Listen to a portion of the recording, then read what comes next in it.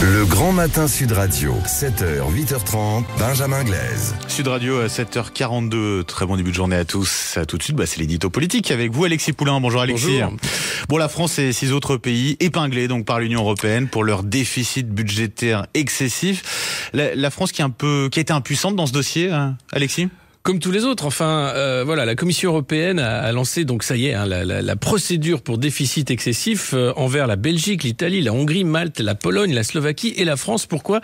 Ce sont des pays qui sont beaucoup trop endettés et il va falloir respecter les règles. Sinon, il y a des amendes qui sont prévues et ce serait 0,05% du PIB, 1,4 milliard d'euros à payer tous les 6 mois à l'Europe. Si on ne rentre pas dans les clous. Donne le vertige. Les clous, bien sûr, c'est quoi ? C'est la règle de stabilité, les 3%. L'idée, c'est de maintenir la zone euro pour éviter qu'elle n'explose. Parce qu'il y a eu la crise grecque, on s'en rappelle, et vous avez vu comment avait été traitée la Grèce à l'époque, avec la Troïka, le FMI, qui avait fait une cure d'austérité ultra violente pour la Grèce, pour éviter que ce pays ne sorte de l'euro. Aujourd'hui, c'est à peu près la même chose qui arrive. Et le commissaire européen Paolo Gentiloni explique que, attention, il n'est pas question d'austérité, mais de prudence en dépenses pour les pays qui ont beaucoup de dettes. C'est comme ça qu'on dit austérité. Donc à Bruxelles, c'est le langage technocratique, il faut savoir le décoder.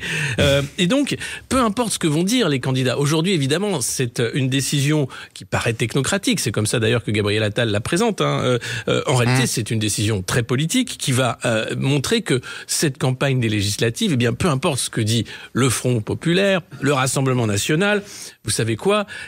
À l'automne, la Commission verra une proposition de trajectoire de finances publiques au gouvernement, quel que soit le gouvernement, et il faudra s'y tenir. Et c'est quoi cette proposition de trajectoire de finances publiques ? C'est cette politique de prudence en dépenses, donc d'austérité. C'est-à-dire qu'il faudrait chercher 20 milliards à 30 milliards d'économies, ce que faisait Bruno Le Maire d'ailleurs. L'idée est d'éviter que la dette n'explose et que les intérêts aussi augmentent avec le spread. Vous savez, c'est cette différence entre la France et l'Allemagne sur le marché de l'emprunt qui est en train de s'envoler. Donc ces programmes actuellement sont extrêmement dépensiers des deux côtés. On parle de suppression d'impôts, on parle de nouveaux impôts, mais globalement ça va être difficile. Et puis, la question que personne ne veut poser dans le débat politique, qu'est-ce qu'on fait de l'Union européenne ?